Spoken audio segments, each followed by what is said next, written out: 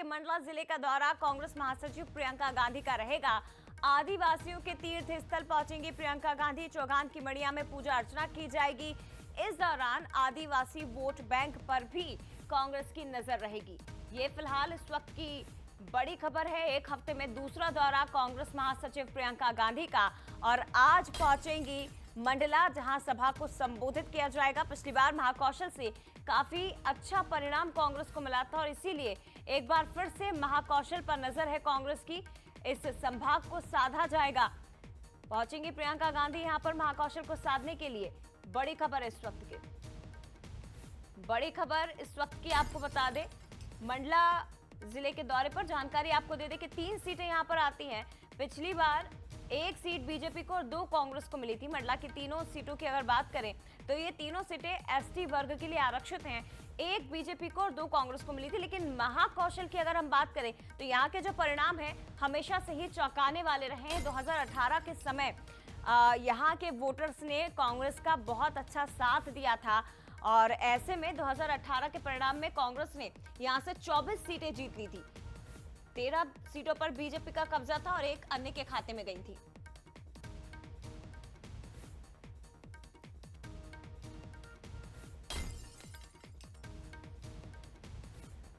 और चलिए सीधे रुक करते हैं। हमारे सहयोगी हमारे साथ इस वक्त जुड़ गए हैं चौगान की मड़िया, जहां पर प्रियंका गांधी पहुंचेंगी, पूजा अर्चना की जाएगी। वहां से हमारे संवाददाता सूरज शर्मा इस वक्त लाइव जुड़ गए हैं। इसके साथ ही हमारे साथ निशान विशेन जी जुड़ गए हैं। तस्वीरों में आप देख पा रहे हैं ब्यूरो हेड महाकौशल के रामनगर में वो इस वक्त मौजूद हैं।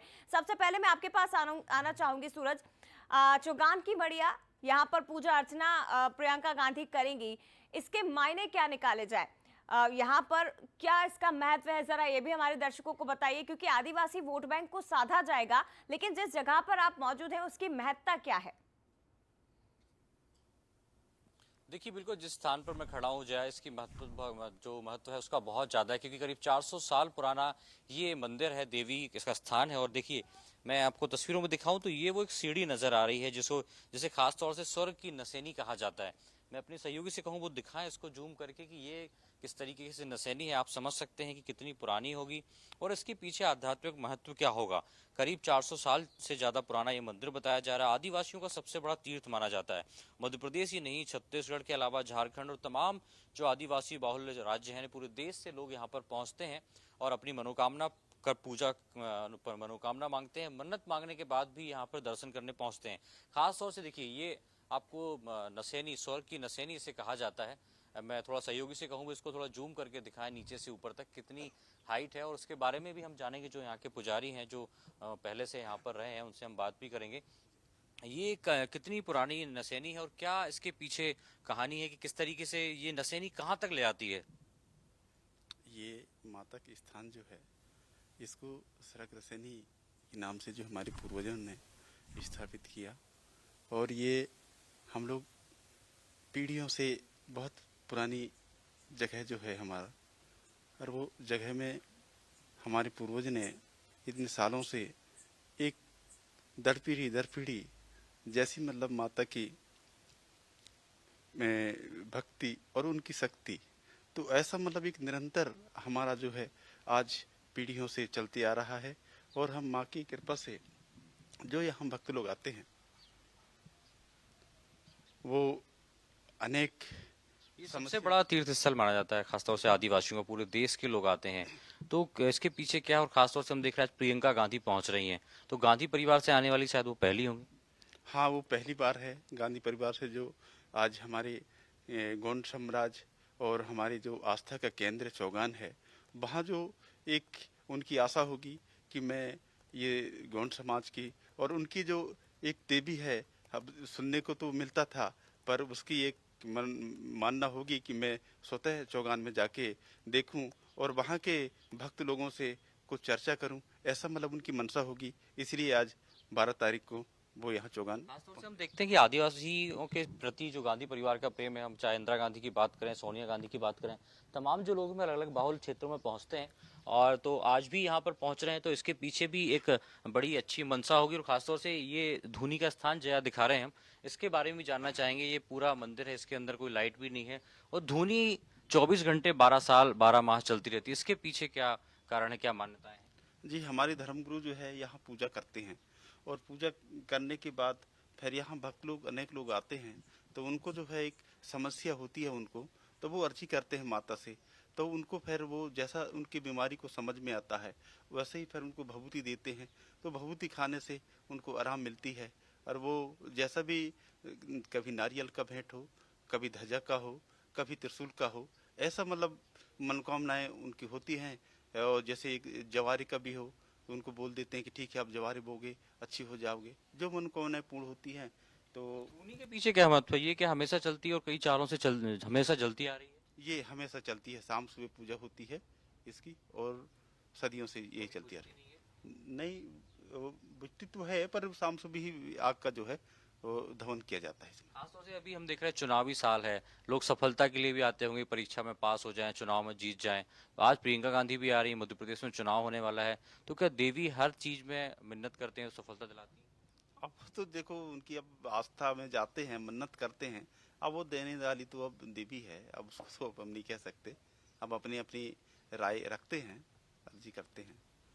बिल्कुल जया, देखिए खास तौर बिल्कुल, से ये इसकी वो महत्ता चौगान की क्या है मड़िया है। सूरज, ये तो हमने समझ लिया, और इसलिए प्रियंका गांधी यहाँ पर आज पहुंच रही हैं, पूजा अर्चना की जाएगी। लेकिन महाकौशल का जो समीकरण है वो जरा हम समझते हैं। हमारे साथ इस वक्त निशांत विशेन जी जुड़ गए हैं। निशांत जी, पिछले चुनाव के समय 2018 में कांग्रेस को इस संभाग से बहुत अच्छा समर्थन मिला था। यहाँ की जो आदिवासियों के लिए आरक्षित सीट है, अगर मैं गलत नहीं हूं तो 13 सीटें इस संभाग में ऐसी हैं जो आरक्षित हैं, और 11 पर कांग्रेस ने जीत दर्ज की थी।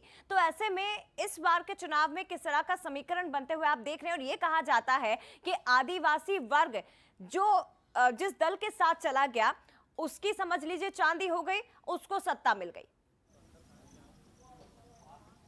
बिल्कुल बिल्कुल सही कहा आपने।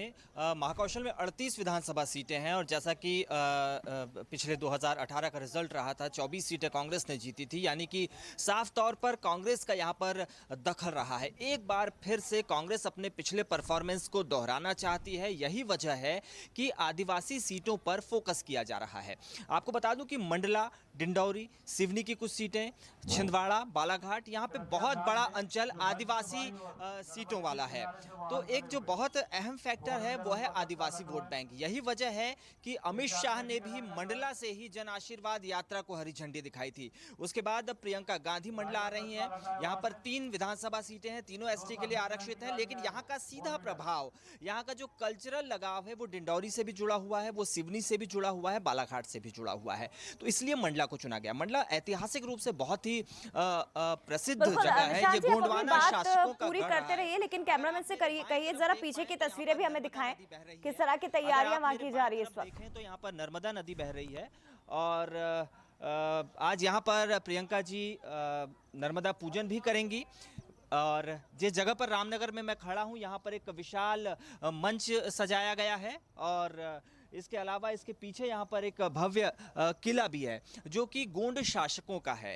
गोंड राजवंश का बड़ा एक प्रसिद्ध इतिहास रहा है, बड़ी एक शानदार लेगेसी रही है।